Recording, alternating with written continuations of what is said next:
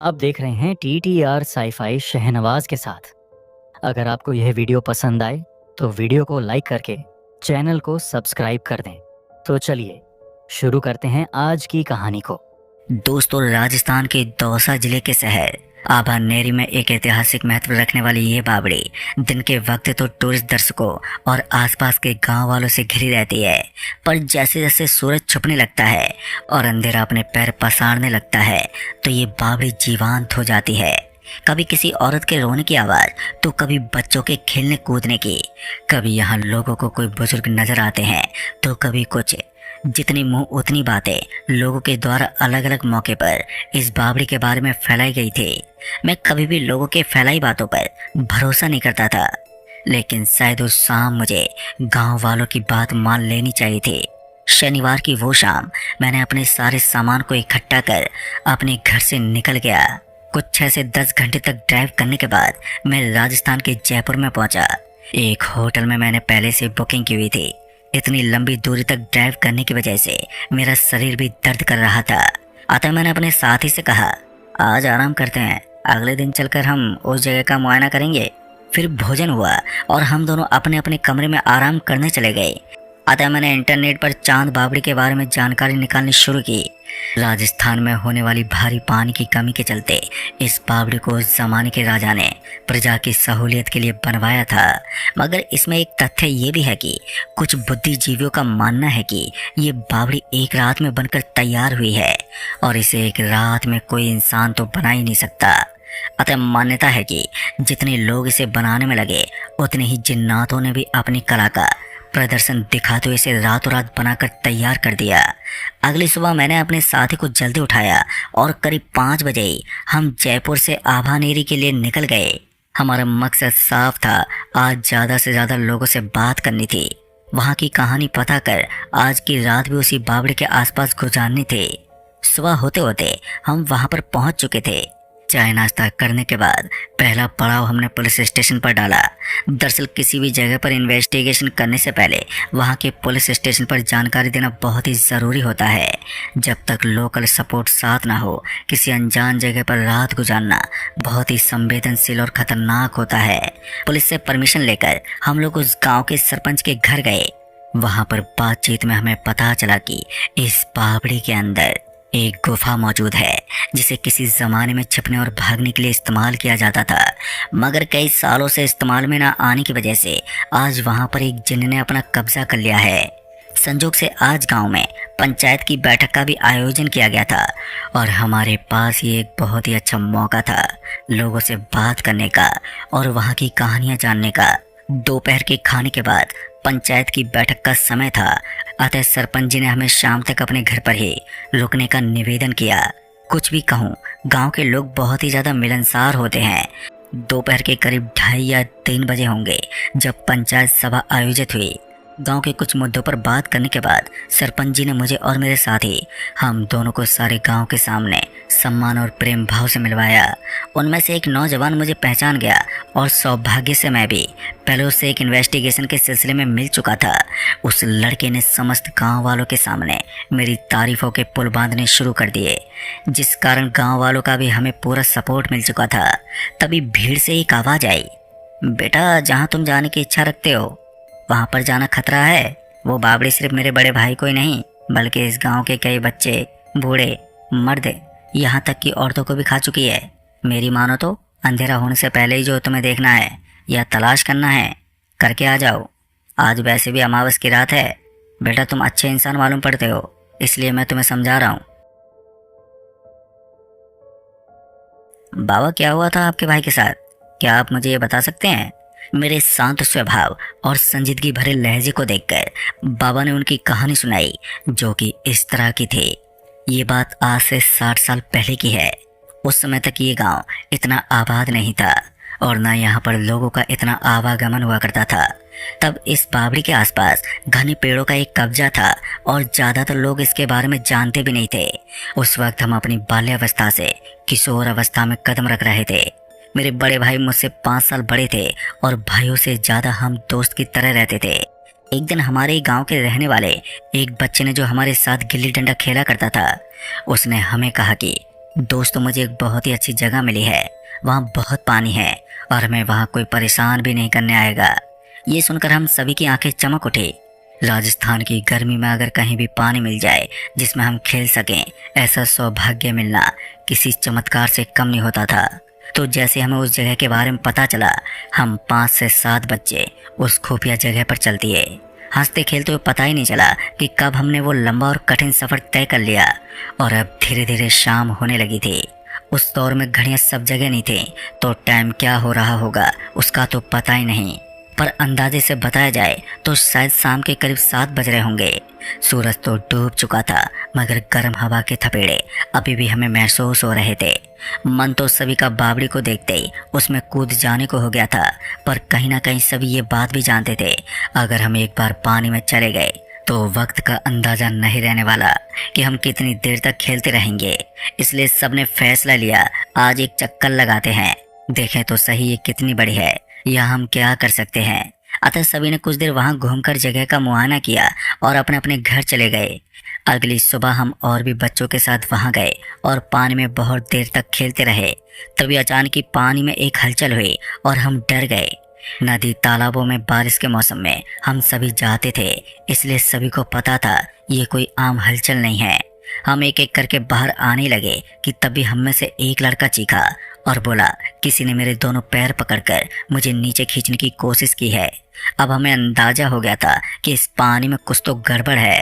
अतः हम सभी जितना जल्दी हो सकता था उतना जल्दी करते हुए वहां से भाग गए और करीब 10 दिन तक कोई भी उस बावड़ी के पास नहीं गया और धीरे धीरे सभी के जीवन से मनोरंजन भी कम होता नजर आने लगा।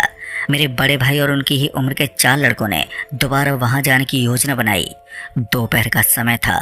गर्मी उस समय के हिसाब से देखी जाए तो बहुत थी। शांत सड़कें, उन पर चलते वो 5 लोग गर्म हवा के थपेड़े खाते हुए आगे की तरफ बढ़ रहे थे।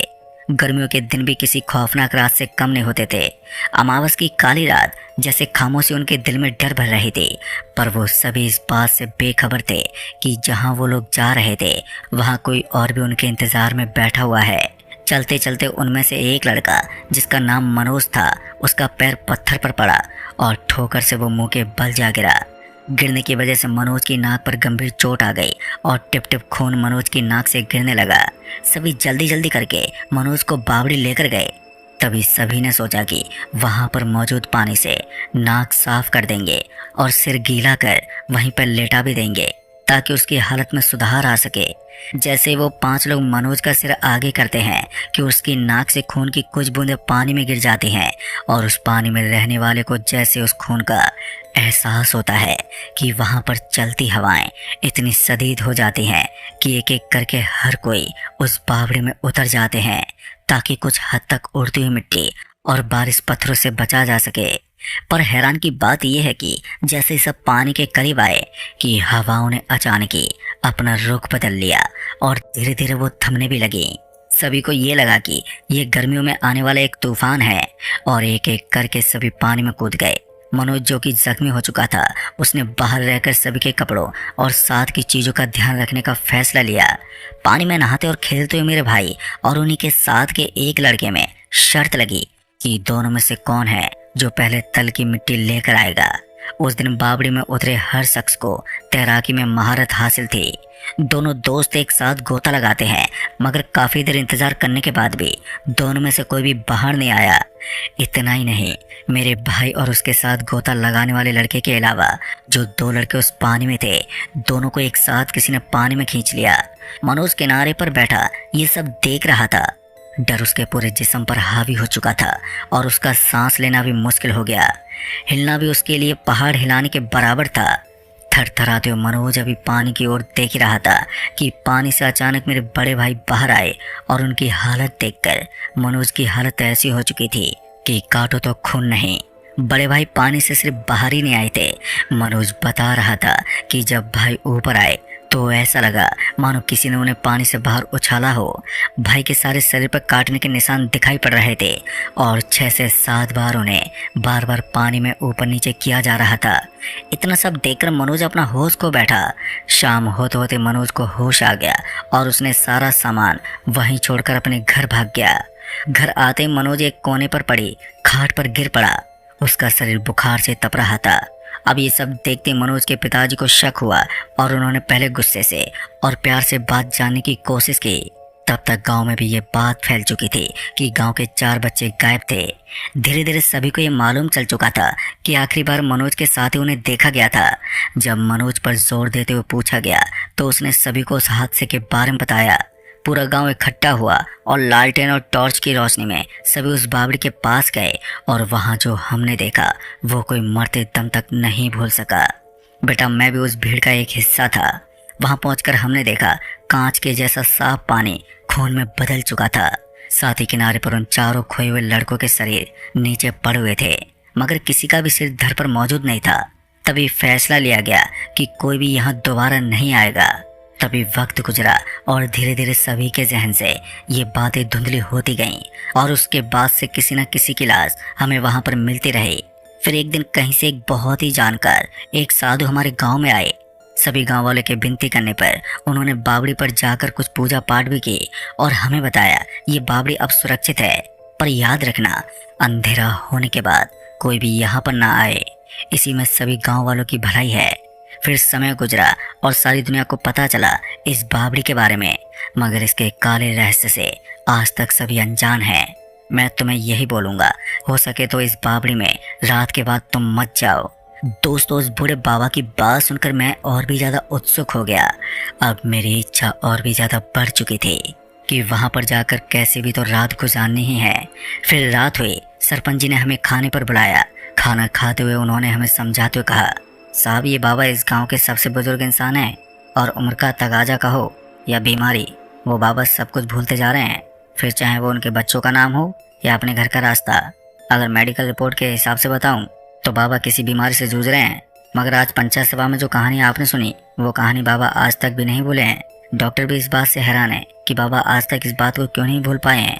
डॉक्टर के पास भी बस एक ही जवाब होता है, शायद ये हादसा इनके मन में इस तरह छप चुका है कि कोई भी बीमारी हो जाए बाबा वो बात कभी नहीं भूलने वाले।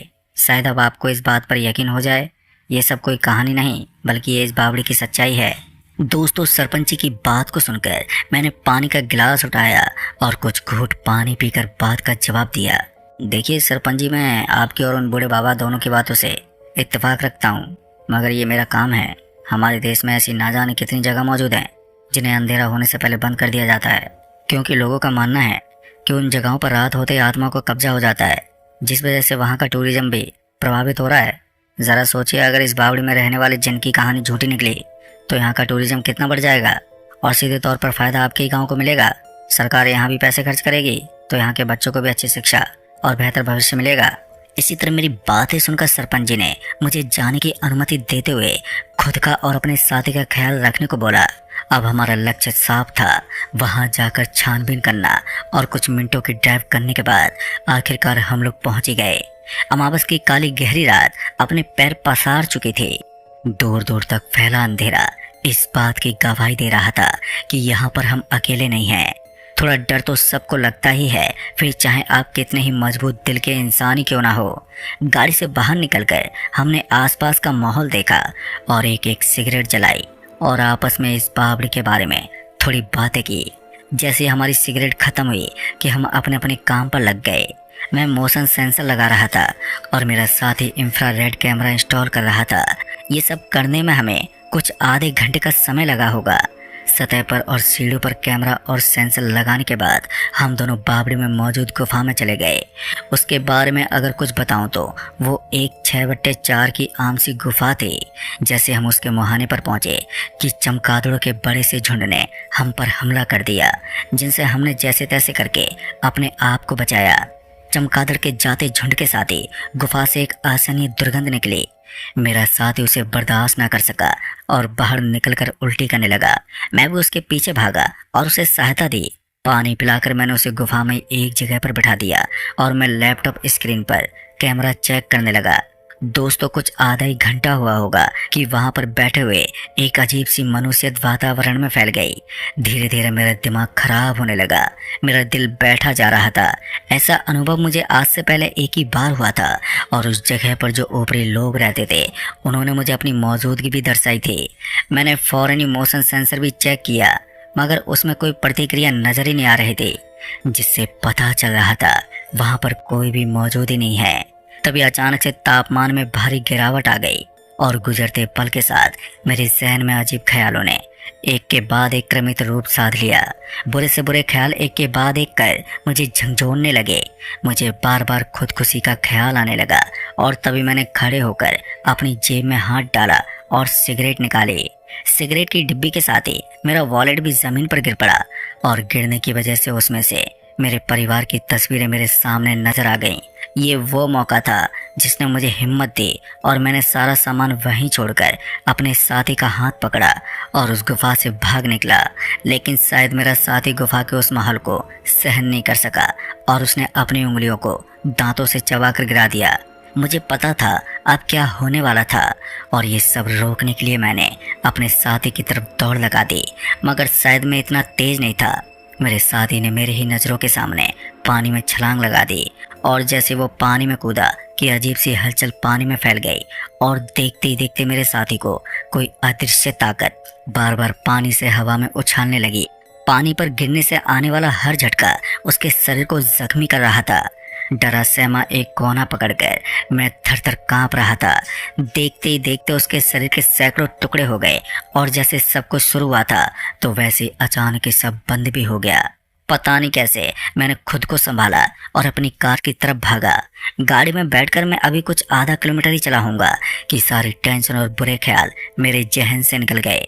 फिर अगले दिन मैं गांव के कई लोगों को साथ लेकर आया और अपने सामान के साथ ही मेरे साथी की मुक्ति के लिए हवन भी करवाया।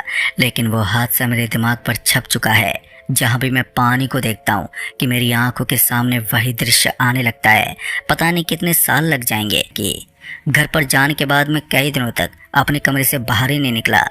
पर आज भी कभी कभी मुझे अपने साथी की शक्ल में कोई इंसान अपने सपनों में नजर आता है। दोस्तों, ये तो थी भैया की डायरी में लिखी हुई उनकी कहानी और भैया की डायरी में चांद बावड़ी की ये कहानी यहीं पर खत्म हो गई। आशा करता हूँ कि आपको ये कहानी पसंद आई होगी।